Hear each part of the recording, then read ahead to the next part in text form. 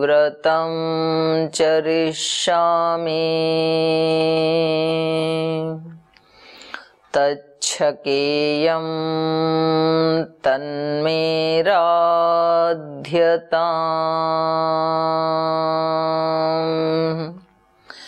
इदमहमनृतात्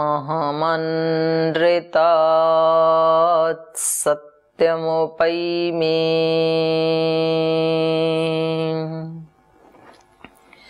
ॐ असतो मा सद्गमय तमसो मा ज्योतिर्गमय मृत्योर्मामृतं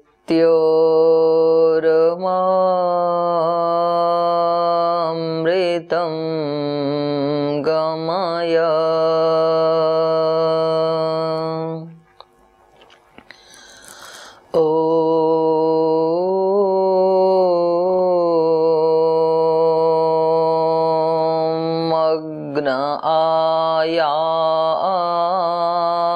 आयाहि वीतये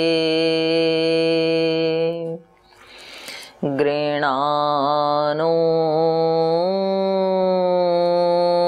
हव्यदातये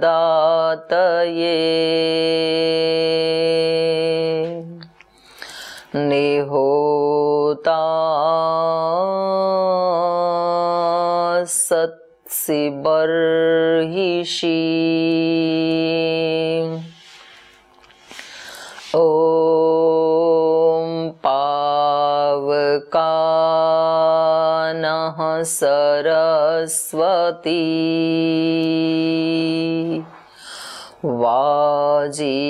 वाजिनीवती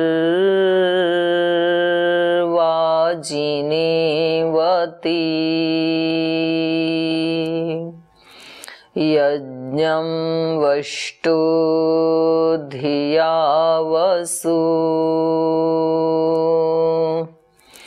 ॐ सहनाववतु सहनौ भुनक्तु सह वीर्यं करवावहै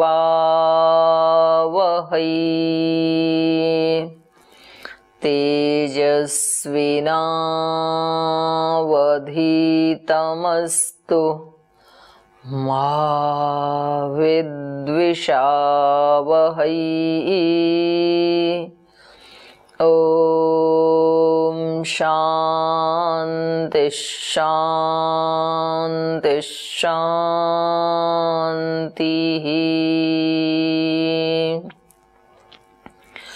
अथ जागरण मंत्राः। ॐ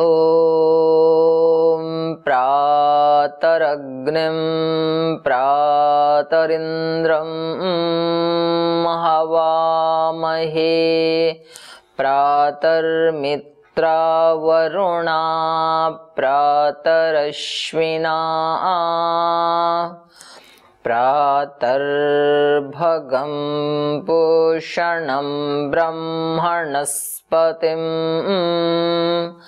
प्रातः सोममुतरुद्रं हुवेमा प्रातर्जितं भगमुग्रं हुवेम वयं पुत्रमदितेर्यो विधर्ता आध्रश्चिद्यं मन्यमानस्तुरश्चिद्राजा चिद्यं भगं भक्षीत्याह भगप्रणेतर्भगसत्यराधो भगे मां धियमुदवाददन्नः भगप्रणेतर्भगसत्यराधो प्रणो जनय गोभिरश्वैर्भग प्रनृभिर्नृवन्तः स्यामा उतेदानीं भगवन्तः स्यामोत प्रपित्व उत मध्ये अह्नाम् उतोदितामघवन् सूर्यस्य वयं देवानां सुमतौ स्याम भग एव भगवाङ्स्तु देवास्तेन वयं भगवन्तः स्याम तन्त्वा भग सर्व इज्जो हवीति स नो भगपुर एता भवेह ॐ शान्ति शान्ति शान्तिः।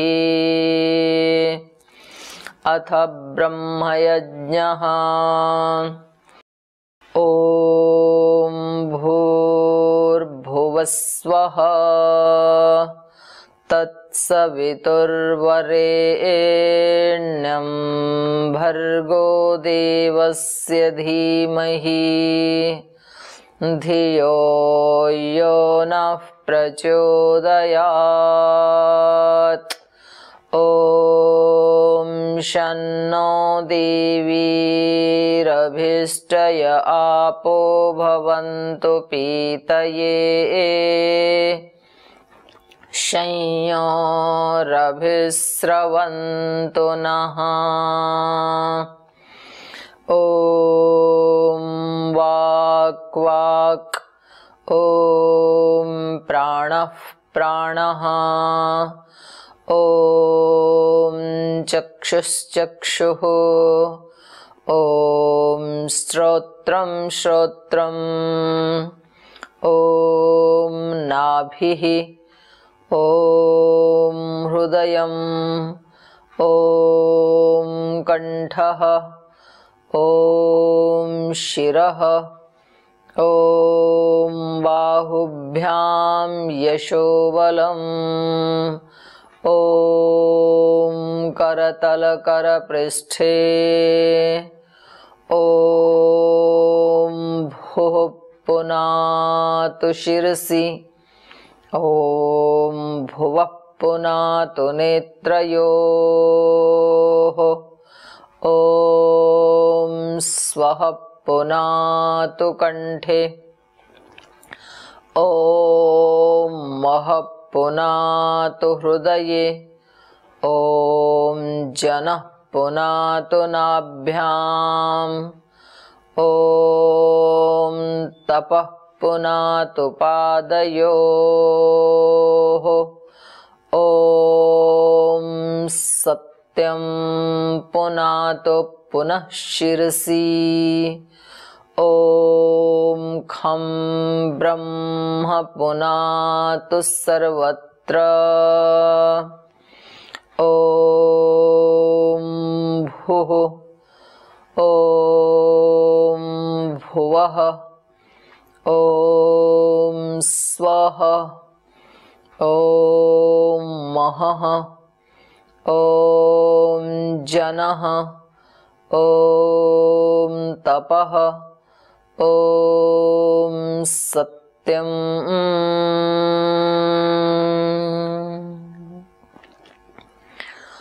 दो बार बाह्य प्राणायाम।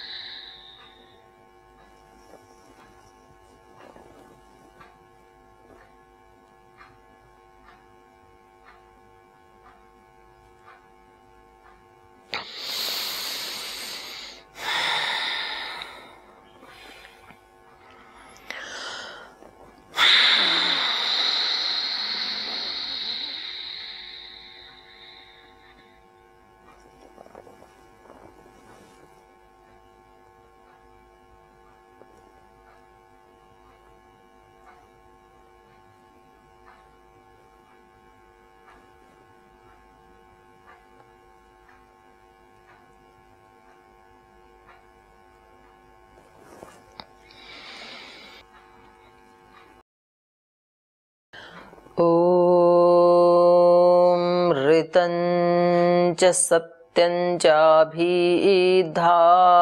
तपसोऽध्यजायत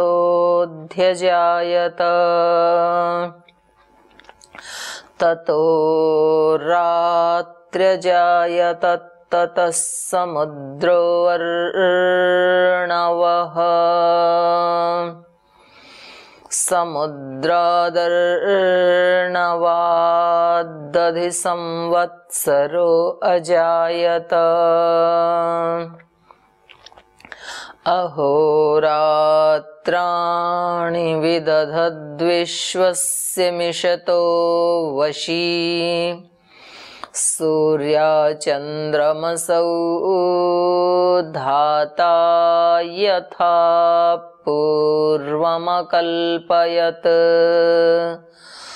दिवं च पृथिवीं चान्तरिक्षमथो स्वः ॐ शन्नो देवीरभिष्टय आपो भवन्तु पीतये शंयोरभिस्रवन्तु नः ॐ प्राचीदिगग्निरधिपतिरसितो रक्षितादित्या इषवः तेभ्यो नमोऽधिपतिभ्यो नमो रक्षितृभ्यो नम इषुभ्यो नमयेभ्यो अस्तु योऽस्मान् द्वेष्टियं वयं द्विष्मस्तं भोजम्भे दद्मः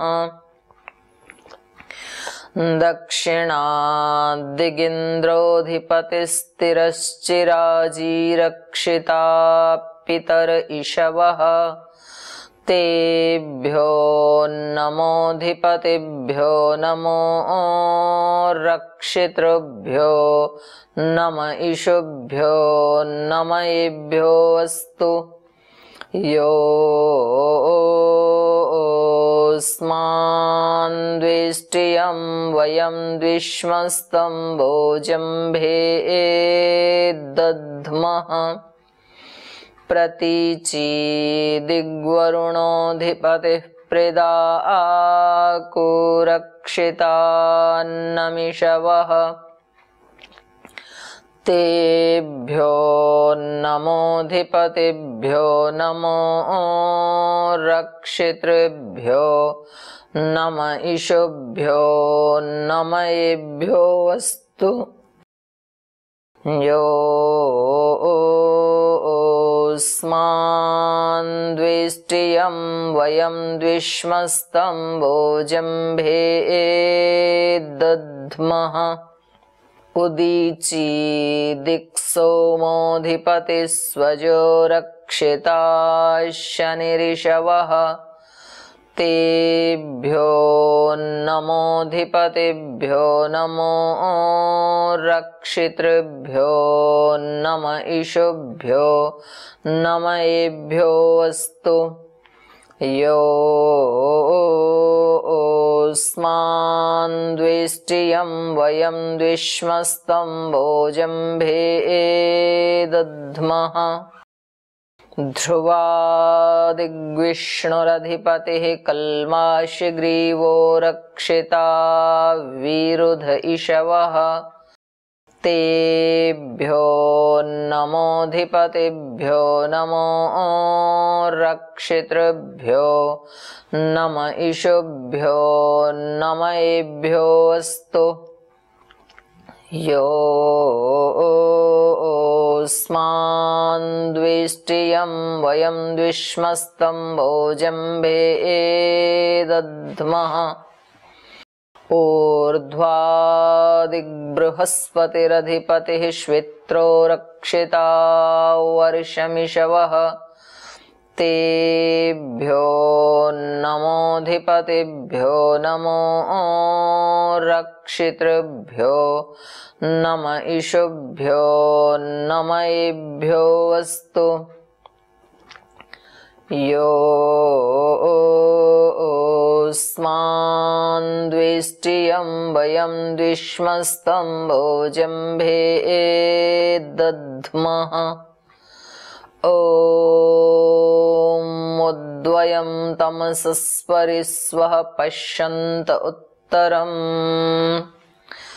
देवं देवत्रा सूर्यमगन्मज्योतिरुत्तमम्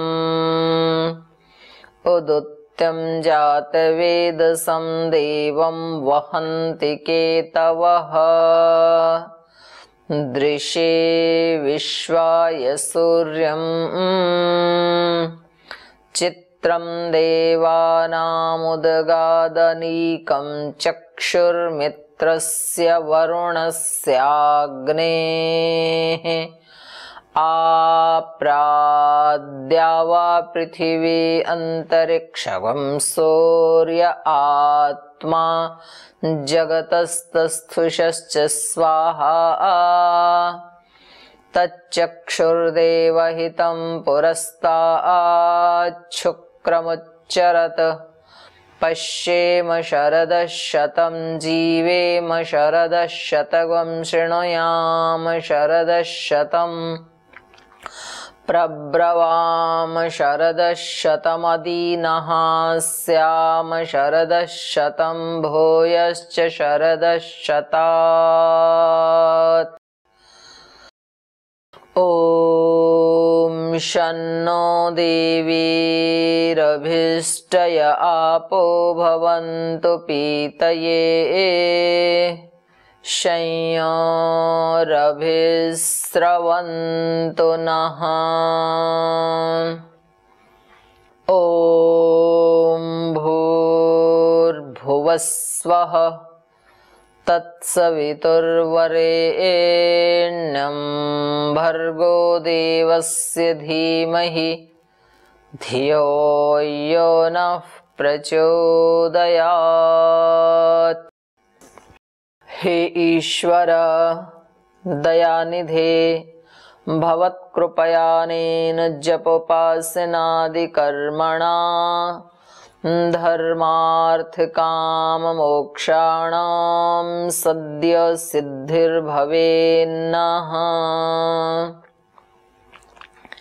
ॐ नमः शम्भवाय च मयोभवाय च नमः शङ्कराय च मयस्कराय च नमः शिवाय च शिवतराय च। ॐ शान्ति शान्ति शान्तिः।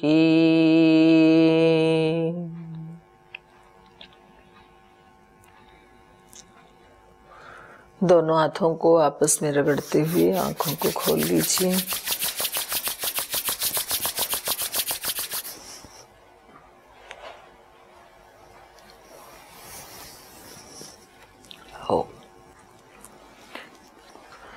तो हम ब्रह्म यज्ञ में मनसा परिक्रमा मंत्रों का अर्थ पर चिंतन कर रहे थे। पहले हमने शरीर को शुद्ध करने के लिए, फिर इंद्रियों को मार्जन करने के लिए, उनको पवित्र करने के लिए प्रार्थना की, और उसके बाद सृष्टि की रचना के मंत्रों का हमने अध्ययन किया। उस सर्वव्यापक प्रभु ने किस प्रकार से सब लोकांतरों की रचना की, और पहले भी कल्पों में, पहले सृष्टियों में भी ऐसे ही रचना करते रहे, अब की बार भी ऐसे ही रचना की। तो उसकी सर्वव्यापकता को, सर्वज्ञता को देख करके, जान करके फिर साधक कहीं भी कोई पाप दोष नहीं करता है, अकेले में भी नहीं करता है, समूह में भी नहीं करता है।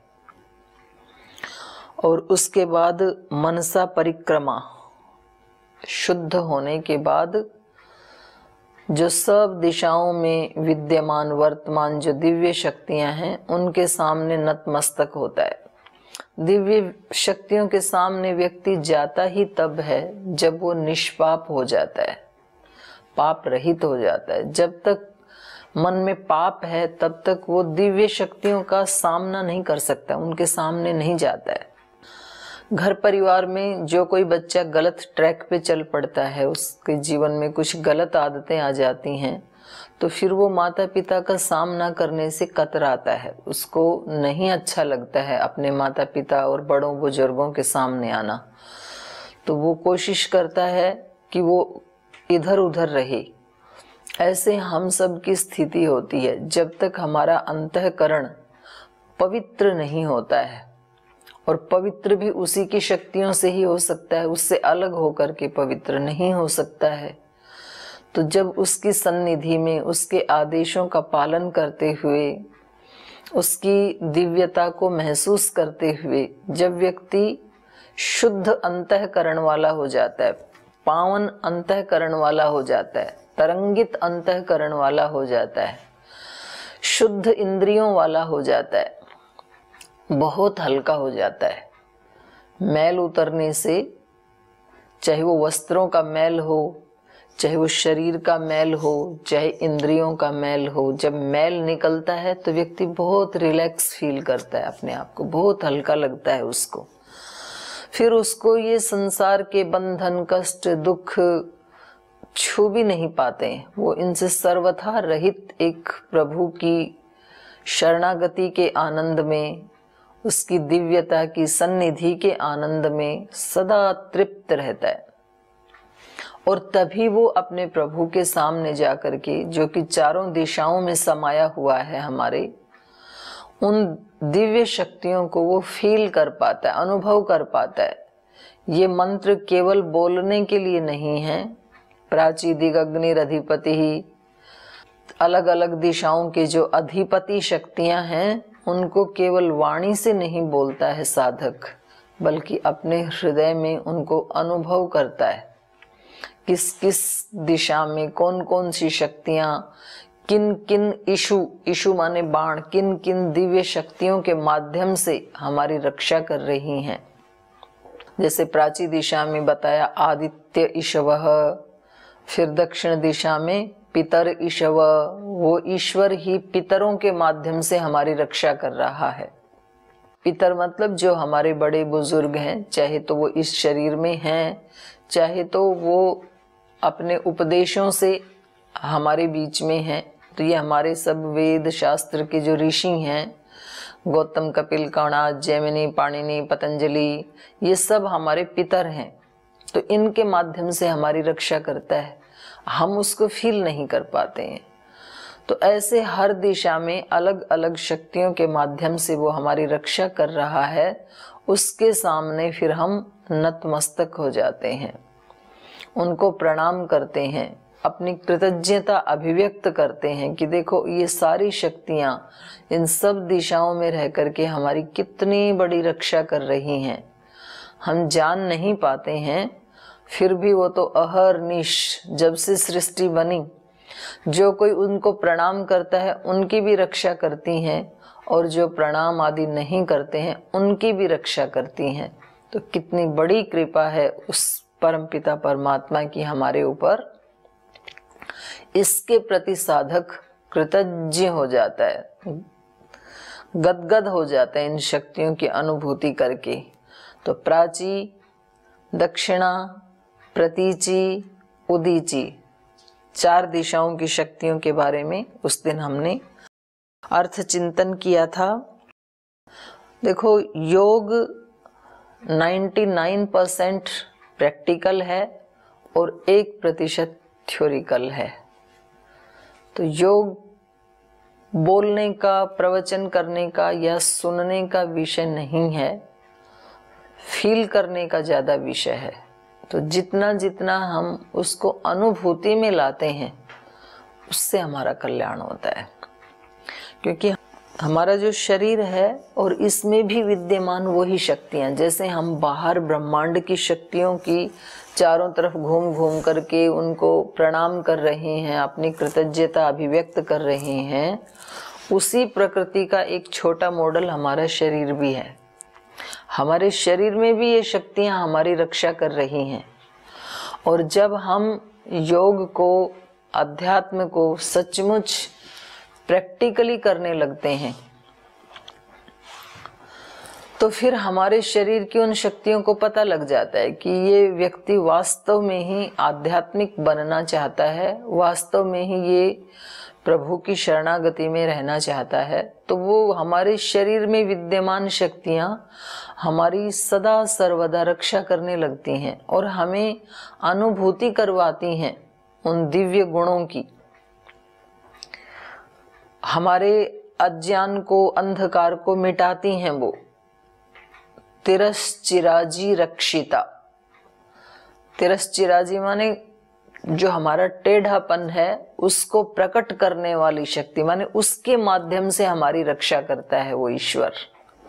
जो हमारे दोष हैं उनको किसी न किसी माध्यम से प्रकट करके, किसी व्यक्ति को निमित्त बना करके या अपने अंतःकरण में ही प्रेरणा दे करके, आप ये ठीक नहीं कर रहे हो, तो ये हमारी बहुत बड़ी रक्षा है ये। तो आगे पढ़ते हैं अगला। ध्रुवा दिग्विष्णुरधिपति ही कल्माश ग्रीवो रक्षिता। ध्रुव दिशा नीचे वाली दिशा को कहते हैं, पृथ्वी वाली दिशा को। ध्रुवा जो स्थिर है, उसकी स्थिरता से हम सब स्थिर हैं। आप कहेंगे जी धरती तो घूम रही है, स्थिर कहाँ है? इतनी तेज घूम रही है पृथ्वी, तो इतनी तेज घूमते हुए भी अपनी धुरी के ऊपर वो उससे कोई इधर उधर नहीं जाती, अपने ऑर्बिट में घूम रही है केवल। और इतनी तेज घूम रही है कि इसके ऊपर बैठ करके हमें लगता ही नहीं है कि हम घूम रहे हैं, हमें तो लगता है ये स्थिर है ऐसे ही। तो इसलिए इस दिशा को कहा ध्रुवा दिक् विष्णुरधिपति ही। इस दिशा का अधिपति कौन है? विष्णु। विष्णु मतलब विश्लृ व्याप्तौ धातु से विष्णु शब्द बनता है। विश्लृ धातु का अर्थ है व्याप्त, जो सर्वत्र व्याप्त है, वो देव इस दिशा का अधिपति है। जो स्थिर दिशा है पृथ्वी, पृथ्वी का मतलब जो हमारा आधार है, जो हमारा आश्रय है, सब प्राणियों को जिसने अपनी गोद में शरण दी है, वो दिशा। तो उसका अधिपति कौन है, उसका मालिक कौन है? सर्वव्यापक प्रभु विष्णु अधिपति, विष्णु उसका मालिक है। और कल्माश ग्रीवः रक्षिता, किस रूप में रक्षक है वो? कल्माश ग्रीव। कल्मश कहते हैं दोषों को, पापों को, और ग्रीव माने गर्दन, ग्रीवा कहते हैं संस्कृत में गर्दन को। हमारे सारे पाप दोषों को निगल जाने वाला। व्यक्ति को लगता है ना कि मैं तो इतना दोषी हो गया, अब भगवान मुझे कैसे क्षमा करेंगे? तो वो ईश्वर ऐसा है कि जब हम उसकी शरण में आएंगे, वो हमारे सब पाप दोषों को निगल करके हमें पवित्र बना देंगे। ऐसे रूप में वो हमारी रक्षा करते हैं।